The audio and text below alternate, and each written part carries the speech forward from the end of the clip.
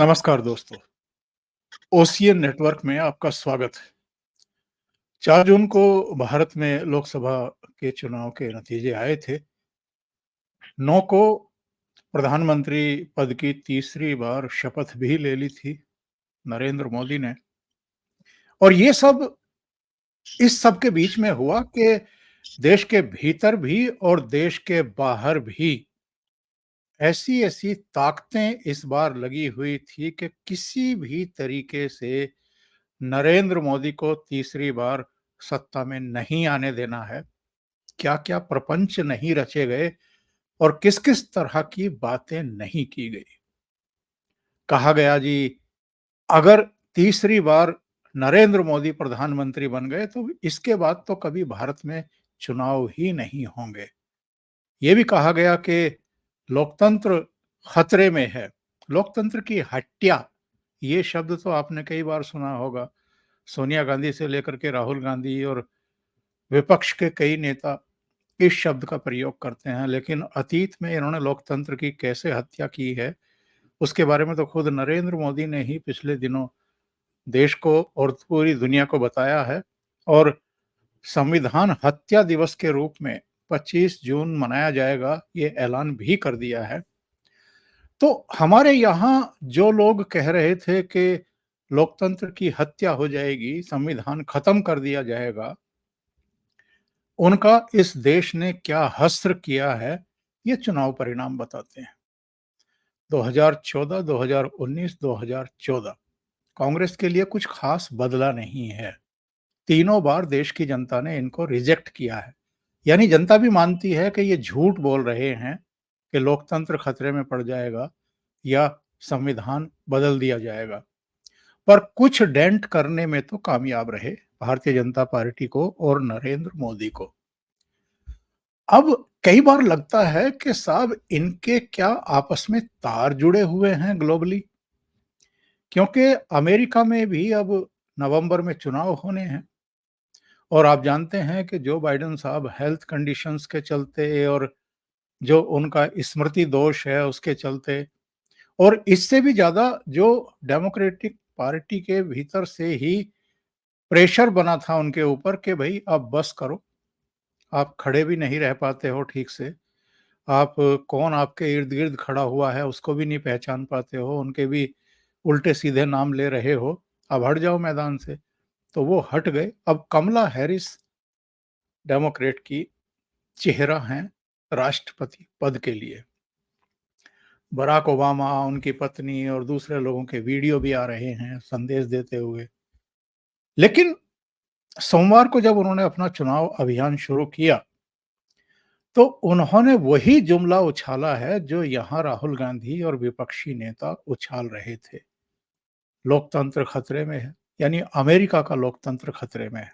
कितना पुराना है, मतलब पूरी दुनिया में सबसे पुराना लोकतंत्र अगर किसी देश में है तो वो अमेरिका है।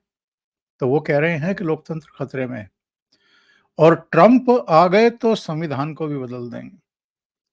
तो ऐसा लगता है कि राहुल गांधी से प्रेरित है, तो क्या हश्र भी वैसा ही होने जा रहा है।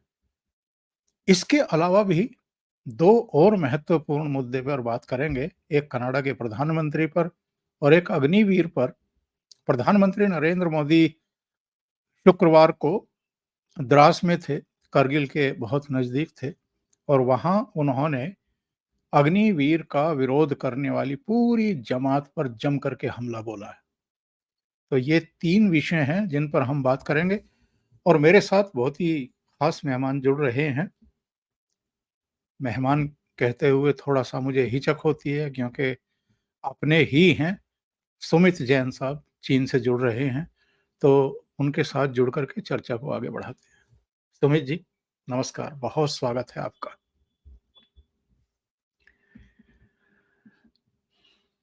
सुमित जी, सबसे पहले अमेरिका चलते हैं। अमेरिका में कुछ-कुछ वैसा ही वातावरण दिखाई दे रहा है और वैसे तो अगर हम कहें कि कांग्रेस पार्टी हो भारत की या अमेरिका की डेमोक्रेट पार्टी हो, दोनों के विचार तो बड़े एकदम सधे हुए से हैं, मिलते हुए से हैं उनकी तौर तरीके, इनकी राजनीति करने का तरीका, इनका सोचने का ढंग, किन-किन को ये लोग यहाँ भारत में महत्व देते हैं, उसी तरीके से वो भी ऐसी ताकतों के बल पर ही लगता है कि पले-बढ़े हुए हैं।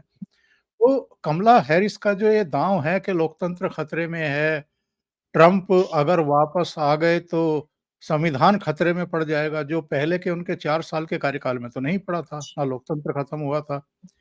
तो कमला हैरिस का ये दाँव काम करेगा या वैसे ही वो फेल हो जाएँगी जैसे यहाँ पप्पू फेल हुआ? ओंकार जी, पहली बात यह है कि लिब्रांडो, जैसे हमने बोला कि इनकी तारें जुड़ी हुई हैं। लिब्रांडों की पूरी दुनिया में आपस में तारें जुड़ी हुई होती हैं और इनका सरबराह भी एक ही होता है। मैं सरबराह कम बोलूंगा, सरफराज ज्यादा बोलूंगा कि इनका जो सरफराह इनके होता है, जो इनको चलाता है, वो भी कॉमन होता है, जो बोलता है कि भाई डेमोक्रेटिकली जो इलेक्टेड गवर्नमेंट्स हैं, उन्हें मैं गिरने के लिए बिलियंस ऑफ डॉलर भी खर्च करने को तैयार हूं।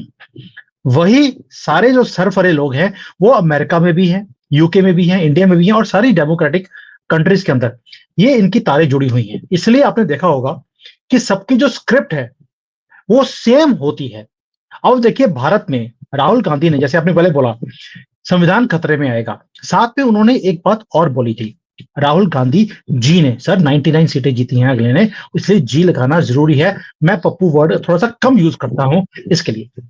तो ये जो राहुल गांधी जी, कैपिटल लेटर्स में जो जी है, उन्होंने बोला था कि इस बार मोदी जी को हराना जरूरी है।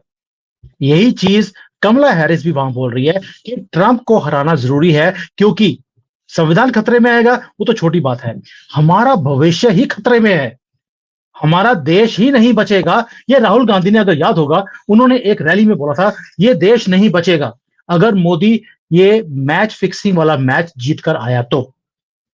यही चीज कमला हैरिस ने बोली है, हमारा देश नहीं बचेगा अगर ट्रंप जीत गए तो। यानी कि स्क्रिप्ट सिर्फ संविधान खतरे में है ही नहीं है, बाकी चीजें भी हैं। और क्या मुद्दा क्या था? मुद्दा है ट्रंप को हराने का। डेवलपमेंट का कोई प्रोजेक्ट अनाउंस नहीं किया है, आगे कंट्री को कैसे आगे लेके जाएंगे नहीं बताया है। 52% लोग जो यंग यूथ है वो ड्रग्स के ऊपर है आज की डेट में, उसको कैसे बाहर निकालना है नहीं बताया है। ये बोल दिया कि हम अपने यूथ के लिए काम करेंगे, सबके पास जॉब होनी चाहिए, सबके पास इनकम होनी चाहिए और सबकी जो लाइफ है ना वो बल्ले बल्ले होनी चाहिए। आपको नहीं लगता राहुल गांधी ने भी यही बोला था? सॉरी लेडीज को 1-1 लाख रुपए, 8500 रुपए पर महीना, सबको जॉब्स, सबको जो है मिडिल क्लास को हम सपोर्ट करेंगे। जो स्क्रिप्ट है अगर डीपली देखेंगे, पूरी की पूरी कॉपी पेस्ट जो राहुल गांधी ने बोली थी वही स्क्रिप्ट कमला हैरिस को भी दे दी है, क्योंकि कमला हैरिस भी किसी पप्पू से कम नहीं है। इसीलिए मैं आपको एक और मजे की खबर बताता हूं। आपको मालूम है कि जितने भी डेमोक्रेटिक कंट्रीज होती हैं उसके अंदर चीन और रशिया की इंटरफेरेंस, ये अब कोई सीक्रेट नहीं रहा। भारत के अंदर भी पूरा इंटरफेयर किया गया सोशल मीडिया और मीडिया के थ्रू। भाई न्यूज क्लिक वाले को 92 करोड़ रुपए तो सामने दिखाई देते हैं कि उन्होंने पैसे दिए थे इन्फ्लुएंस करने के लिए लोगों को, और सोशल मीडिया के ऊपर भी पूरा पैसा लगाया गया चीन की तरफ से। यूके के अंदर भी यही हुआ था।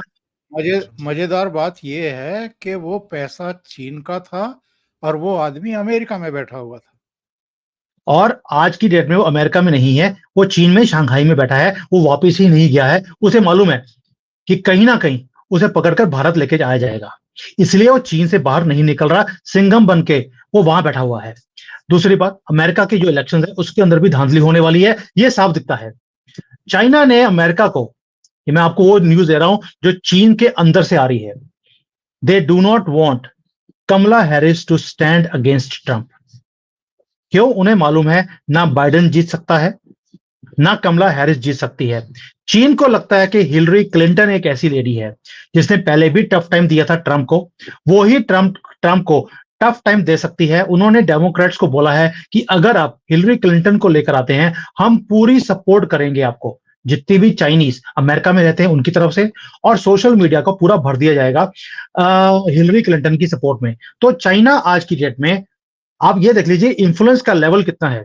और ये बोलते हैं, डेमोक्रेट्स बोलते हैं यार कि कमला हैरिस बोल रही है संविधान खतरे में आएगा, सर, जब आप फॉरेन की ताकतों से हेल्प लेते हैं इलेक्शन को जीतने के लिए, इसी को बोला जाता है संविधान खतरे में आ गया है। और राहुल गांधी ने भी यही काम किया था, अमेरिका यूरोप में जाकर बोला था संविधान खतरे में है, आप हमें ले आइए, इनकी गवर्नमेंट को गिरा दीजिए। इसी को बोलते हैं संविधान खतरे में है। लेकिन ना राहुल गांधी को समझ आती है कि संविधान क्या है और खतरा क्या है, ना ही कमला हैरिस को पता लगता है। सुमित जी, जब ये कहते हैं कि साहब हम ये करेंगे, हम वो करेंगे, हम तो पूरा जो है वो सुख सुविधाओं के की पूरी गंगा बहा देंगे, तब ये क्यों भूल जाते हैं कि पिछले 4 साल से तो डेमोक्रेट ही हैं सत्ता में। तो जो बाइडेन के राष्ट्रपति रहते हुए अमेरिका का तो इन्होंने कबाड़ा ही किया है, अमेरिका की जो प्रतिष्ठा है उसको तो धूल में ही मिलाया है। और चाहे रूस यूक्रेन युद्ध हो, चाहे हमास और इज़राइल के बीच का ये संघर्ष हो, ये सब तो बीज बोए हुए किसी और के तो हैं नहीं, अमेरिका के ही हैं। सर, ये जो लिब्रांडो होते हैं, ये लंबी-लंबी फेंकने के लिए ये माने जाते हैं। मैं उदाहरण दे सकता हूँ, बड़ा ही सिंपल उदाहरण है। 1 लाख रुपए पर लेडी हम भारत में देंगे। और भाई 45 लाख करोड़ रुपए का हमारा बजट है और 60 लाख करोड़ रुपए तो बांट दिए। किसानों को बोल दिया हम हर चीज के ऊपर एमएसपी देंगे। 20-30 लाख करोड़ रुपए वहां पे अनाउंस कर दिए। तो आप सोचिए ये टोटल करेंगे तो अपने जो बजट है उसका दुगना पैसा तो इन्होंने बांटने पे लगा दिया कि हम बांट देंगे। वही काम कमला हैरिस ने बोलना शुरू कर दिया, हम ये दे देंगे, हम वो दे देंगे। पिछले 4 सालों में क्या दे दिया आपने? भट्टा बैठा दिया पूरे कंट्री का। अभी भी फेंकने में क्या दिक्कत है? 4 साल आराम से निकल जाएंगे, उसके बाद कोई और मुद्दा खड़ा कर लेंगे। लिब्रांडो हमेशा ही ये काम करते हैं। और क्या भारतीय भूल गए कि पिछले 75 सालों में कांग्रेस इसी वादों के ऊपर ही तो जीतती आई। और कौन सा वादा पूरा किया? गरीबी हटाओ का नारा पहले दिन से लेकर अब तक वही है कि खटाखट हम गरीबी को हटा देंगे। गरीबी तो हटी नहीं, किसी की लाइफ बेटर की नहीं, कोई बिजनेस यहां पर आया नहीं। यही चीज वो वहां पर भी कर रहे हैं और ये ऐसा ही चलता रहेगा। क्यों? क्योंकि इन्हें इलेक्शंस को स्पिन करना आता है। जो राष्ट्रवादी होगा वो राष्ट्र के मुद्दों के ऊपर लड़ाई करता है। ये लड़ाई करते हैं लड़ाई करवाकर, ये दूसरों को लड़वाते हैं। आपने देखा होगा राहुल गांधी ने भी, केजरीवाल ने भी क्या काम किया था? आरएसएस की और बीजेपी की लड़ाई करवाने की कोशिश करी थी। उधर से योगी जी की और अमित शाह की लड़ाई कराने की कोशिश करी ताकि ये आपस में भिड़े रहें और हम जीत जाए। यही काम इस बार कमला हैरिस भी करने वाली है। वहां पे तो शुक्र है कि 2 पार्टी सिस्टम है, ज्यादा ऐसे गंद नहीं डाल सकते। लेकिन ट्रंप के फॉलोअर्स को भ्रमित करने के लिए ये सारे षड्यंत्र रचेंगे सोशल मीडिया के ऊपर। झूठे वादे किए जाएंगे, सब कुछ किया जाएगा और कुछ लोग फंस भी जाते हैं। तो अल्टीमेटली ये मैं आज आपको बता रहा हूं, मुझे ऐसा लगता है कि डेमोक्रेट्स कभी भी अपनी सत्ता को छोड़ने वाले नहीं हैं। ये लड़ाई जाएगी सुप्रीम कोर्ट में और सुप्रीम कोर्ट में जाकर ही फैसला होगा कि जीत किसकी हुई है। ट्रंप को इतनी आसानी से ये वहां पर इलेक्शन जीतने नहीं देंगे जैसे इन्होंने मोदी जी को आसानी से इलेक्शन को जीतने नहीं दिया है। ये 4 सालों में इन्होंने भट्टा बैठाया है। ओबामा ने भी अपने 8 सालों में कंट्री का भट्टा बैठाया था। पूरे दुनिया में युद्ध शुरू किए थे, सीरिया का युद्ध हो, अफगानिस्तान का युद्ध हो, सारे ओबामा के ही किए हुए हैं और आईसिस को भी ओबामा ने ही खड़ा किया था। ट्रंप ने आकर युद्ध को खत्म किया और बाइडेन ने आकर दोबारा से युद्ध शुरू कर दिए। आज की डेट में सर मैं आपसे सिंपल क्वेश्चन पूछता हूं, क्या भारत में जितने भी हमारे लिब्रांडो हैं, ये कांग्रेसी हैं, ऑपोजिशन है, क्या इन्होंने सनातन के साथ, सनातनियों के साथ और इस देश के साथ युद्ध शुरू नहीं किया हुआ? आप हर रोज देख लीजिए न्यूज के अंदर कोई भी पॉजिटिव न्यूज आपको दिखाई देती ही नहीं है। ऐसे लगता है कि पूरा देश एक युद्ध में ऑलरेडी एंटर कर चुका है। अटैक्स हमारे ऊपर होने शुरू हो गए। एक एक महीने में 15-15 अटैक हो जाते हैं। सर पिछले 10 सालों में तो कोई अटैक हुआ नहीं, अभी क्यों? वो भी इतनी रफ्तार से क्यों? मणिपुर में आग लगाई हुई है और पूरे भारत में हमारी जो हिंदू लड़कियां हैं उठाई जा रही हैं। और आपको मालूम है कि किस तरह का माहौल इन्होंने पूरे देश में खड़ा कर दिया। ट्रेन उड़ाई जा रही हैं, यहाँ पर अटैक्स किए जा रहे हैं, जमीनें कब्जा की जा रहा है और हर चीज में इन्होंने अराजकता फैलाई हुई है। यही चीज अब वहां पर अमेरिका में की जाएगी। मोदी जी से तो ये लिब्रांडो हार गए, अमेरिका को इतनी जल्दी जीतने देंगे उम्मीद नहीं है। बहुत सही बात आपने कही है सुमित जी। चलिए अगले विषय पर बढ़ते हैं। आपके प्रिय कनाडा के प्रधानमंत्री ट्रूडो पर भारत ने फिर से अटैक किया है। जो हमारे विदेश मंत्रालय के प्रवक्ता हैं, रणधीर जायसवाल, उन्होंने सवाल खड़ा किया है। और ये सवाल क्यों खड़ा हुआ है? क्योंकि केवल यूट्यूब पर या एक्स पर या किसी सोशल मीडिया मंच पर किसी ने अगर ये लिख दिया कि हम ट्रूडो को मार डालेंगे या हत्या की धमकी दी, तो उनको गिरफ्तार किया गया है। ऐसे में भारत ने ये आरोप लगाया है कि कनाडा ये दोहरे मानदंड अपनाना बंद करे। आपकी धरती में आपके द्वारा पाले गए लोग, संरक्षित लोग, रोज भारत के प्रधानमंत्री के बारे में अनाप-शनाप बकते हैं।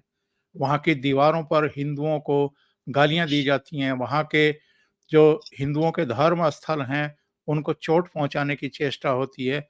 लगातार हमारा जो उच्चायोग है, मेन उच्चायोग है, उसको थ्रेटन किया जाता है और उनके ऐसी ताकतों के खिलाफ आप कोई कार्रवाई नहीं कर रहे और आपके खिलाफ किसी ने 4 शब्द भी लिख दिए, मारने की बात भी कर दी, तो उनको गिरफ्तार किया जा रहा है। ये कनाडा का भी असली चेहरा निकल कर के सामने आ रहा है दुनिया के। ओंकार जी, पहली बात यह है कि भारतीयों को कनाडा का जो दोहरापन है, वो तो हमें जब हमारा प्लेन उड़ा दिया गया था तब से ही पता है कि कनाडा का दोहरा मापदंड हमेशा ही रहा है। और मैंने कई बार वीडियोस बनाई हैं कि हम भारतीयों को, और मैंने ओपनली धमकी भी दी थी अपने वीडियोस के ऊपर, यही टिड्डीमल को, मैं ट्रूडो को टिड्डीमल बोलता हूं क्योंकि ये टिड्डीमल की तरह ही है, कभी इधर उछलने की कोशिश करता है, कभी उधर, टिड्डी की तरह ये उछलता रहता है कि भाई अगर हम तुम्हें धमकी देते हैं कि तुमने अगर हमारे उग्रवादियों को नहीं मारा तो हम तुम्हें उड़ा देंगे, ये चीज कोई भी जो वेस्टर्न पावर्स हैं ये बर्दाश्त नहीं करती हैं। पन्नू ने भी हमें बड़ी बार धमकियां दी हैं। मैंने अमेरिकन राष्ट्रपति को भी बोला था एक चीज यही अपनी वीडियोस के अंदर कि भाई अगर तुम्हें कोई धमकी दे, क्या तुम बर्दाश्त कर लोगे अपने कंट्री में? तो उसका आंसर है नहीं। अगर किसी ने ओपनली तुम्हें धमकी भी दी है, तुम तो जाके पूरी की पूरी कंट्री ही तबाह कर देते हो। और दुनिया में 15-20 ऐसी कंट्रीज हैं जिन्हें तुमने तबाह कर दिया सिर्फ इसलिए कि उन्होंने या तुम्हें धमकी दी थी या तुम्हारी बात मानने से इनकार कर दिया था। ट्रूडो का भी यही हाल है। और जब हमारे यहां पर किसान आंदोलन हो रहा था, क्या हम भूल गए हैं कि कैनेडियन राष्ट्रपति या प्राइम मिनिस्टर, सॉरी, इन्होंने और इनके मंत्रियों ने कैसे खुलकर इन खालिस्तानियों का साथ दिया था? और तब भी ये खुलकर बाहर आए थे, लेकिन जब अपने ही कंट्री में ट्रकर्स की स्ट्राइक हुई थी तो कैसे उनको डील किया गया, कैसे उस मूवमेंट को क्रश किया गया, ये हमारे सामने है। यानी कि घोड़े दौड़ा आपकी कंट्री, उनके ऊपर घोड़े दौड़ा दिए गए थे। घोड़े दौड़ाए थे और उनका क्या हालत किया था, ये हम सबके सामने है। यानी कि अपने ऊपर जब आती है तो मापदंड डिफरेंट होते हैं, और जब हमारे ऊपर कोई चीज आती है तो freedom of speech, freedom of expression के नाम पर हमें थोड़ा सा लताड़ा जाता है। मुझे खुशी इस बात की है कि जो हमारा मिनिस्ट्री ऑफ एक्सटर्नल अफेयर्स है, उन्होंने उसी भाषा में उन्हें जवाब देना शुरू कर दिया और आईना दिखाना भी शुरू कर दिया ओपनली। ये है कि जयशंकर जी ने नहीं बोला है अभी, जिस दिन वो बोलेंगे उस दिन उंगलियों के निशान ऐसे इनके चेहरे पे दिखाई देंगे जो अगले इलेक्शंस तक वो मिटने वाले नहीं हैं। अभी तो सिर्फ स्पोक्स पर्सन ने बोला है, इसके बाद उनका रिएक्शन आएगा नहीं, क्योंकि अमेरिका को भी जब हमने आईना दिखाया था पन्नू को लेकर, उसके बाद उनके भी रिएक्शन आने बंद हो गए थे। यहां कनाडा का भी यही हाल होगा। ये रिएक्शन हमें बार बार देना पड़ेगा, सिर्फ हमारे मंत्रालयों की तरफ से नहीं, आप और मेरे जैसे लोग जो हर रोज हम नैरेटिव्स को सामने लेकर आते हैं, हमें भी ये काम बार बार करना पड़ेगा और हम भी हटते नहीं हैं, हम भी करेंगे। और मैं आपके मंच के ऊपर वादा करता हूं, अगली बार मैं भारत में जब आऊंगा, कैनेडियन एम्बेसी के बाहर खड़े होकर इनके झंडे को लेकर फुटबॉल के ऊपर लपेट कर मैं वहां पर फुटबॉल करता हुआ आपको दिखाई भी दूंगा। क्योंकि जब तक हम इनको इनकी भाषा में जवाब नहीं देंगे, ये हटने वाले नहीं है। और अगर इन्होंने मेरे ऊपर कोई भी एक्शन लेने की कोशिश करी तो इन्हीं का जो मापदंड है इनके चेहरे के ऊपर चिपका दिया जाएगा। आपने याद दिलाया इनके दोहरे मानदंड, कथनी करनी में अंतर और इनके जो छिपे हुए एजेंडे हैं, तो मुझे ध्यान आ गया कि लाओस में एस जयशंकर साहब चीन के विदेश मंत्री से मिले हैं साहब, और उन्होंने फिर वांग से ये कहा है कि एलएसी का सम्मान करना सीखिए और जो पहले वाली स्थिति है, जो हमारे दोनों देशों के बीच में समझौते हैं, उनका सम्मान करिए। उसके बाद दोनों देशों के जो संबंध हैं, वो मामूल पर आएँगे। तो वैसे तो ये कोई नई बात है नहीं। अभी अगर मैं गलत नहीं हूँ, तो जब अ, समिट हुई थी पिछले दिनों, प्रधानमंत्री नहीं गए थे, तो एस जयशंकर तब भी मिले थे चीनी समकक्ष से और तब भी उन्होंने लगभग यही बात कही थी। 22 दौर की बैठक हो चुकी है साहब, चीन और भारत के बीच सैन्य अधिकारियों की। इसके बावजूद स्टैंड ऑफ वैसे का वैसा है, दोनों देशों की सेनाएँ पूर्वी लद्दाख के बॉर्डर पर आर-पार खड़ी हुई हैं, एलएसी के दोनों पार। चीन सुधरेगा क्या?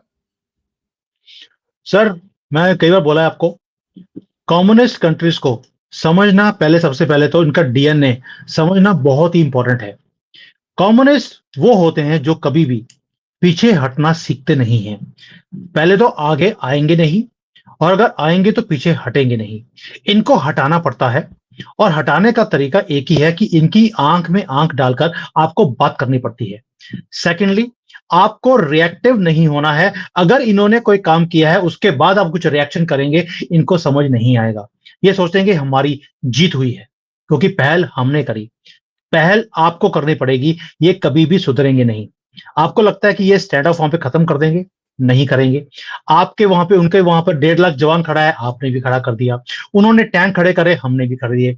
इन्होंने वहां पे फाइटर प्लेन्स खड़े करे, हमने भी खड़े कर दिए। इससे कुछ नहीं होगा। तरीका एक ही है। आपको अब फॉरवर्ड, जिसको बोलते हैं कि फ्रंट फुट पर आकर खेलना पड़ेगा। तभी आपकी जीत होगी, तभी ये पीछे हटेंगे, वरना ये पीछे हटने वाले नहीं हैं। और फ्रंट फुट पर खेलना किसको बोलते हैं? मुझे नहीं लगता कि हमें जयशंकर जी को, मोदी जी को और अमित शाह को, और लास्टली हमारे अजीत डोभाल को समझाने की जरूरत है कि फ्रंट फुट पर कैसे खेला जाता है। अभी आपको रिएक्शन देने की जरूरत नहीं है, आप फ्रंट फुट पे आइए। पहला वार आप कीजिए। 62 में जो कुछ हुआ था, ये लाइन फिर दोबारा से खींची जाएगी, प्री 62, ना कि पोस्ट 62। आप पहल करके तो देखिए। बहुत सही आपने एक रोड मैप दिया है और बताया है, तरीका क्या है इनसे निपटने का। एक और विषय है साहब, प्रधानमंत्री नरेंद्र मोदी, चूँकि 26 जुलाई है और करगिल विजय दिवस के रूप में मनाया जाता है, 25 साल हो गए हैं उस घटना को, और किस तरीके से पाकिस्तान का इलाज किया था भारत ने, अब पूरी दुनिया जानती है। भागे-भागे ये अमेरिका के राष्ट्रपति के पास गए थे कि बचा लो हमें, ये मुशर्रफ ने मरवा दिया, और तब किस तरीके से अमेरिका को जो है उसमें मध्यस्थता सी करनी पड़ी थी, और हमने भी 527 जवान खो दिए थे। अ, आज प्रधानमंत्री द्रास में थे, उन वीर सेनानियों को जिन्होंने अपना सर्वस्व न्यौछावर किया भारत भूमि के लिए, भारत माता के लिए, उनको उन्होंने श्रद्धांजलि अर्पित की। और जो अग्निवीर को लेकर के राजनीति करते आ रहे हैं, और लोकसभा चुनाव में भी, जहाँ तक मैं समझता हूँ, पश्चिमी उत्तर प्रदेश, हरियाणा, राजस्थान, पंजाब, जिन 4 सूबों से बड़ी संख्या में नौजवान सेना में भर्ती होते हैं, और हर 10वां जवान तो हरियाणा से ही है, वहाँ पर भारतीय जनता पार्टी को इनके दुष्प्रचार के चलते नुकसान भी उठाना पड़ा। आज प्रधानमंत्री ने अग्निवीर को लेकर के, इस योजना को लेकर के, इसके पीछे की पूरी थॉट को लेकर के स्पष्ट किया और इन पर उल्टे हमला बोला। प्रधानमंत्री ने कहा कि पूरी दुनिया में आप उठा करके देखिए, तो जो औसत आयु है सैनिकों की, भारत में सबसे ज़्यादा है। तो ये औसत आयु कम करने के लिए ही हमने ये फैसला लिया, और भारत कोई अकेला देश तो है नहीं जिसमें इस तरह की योजना चल रही है।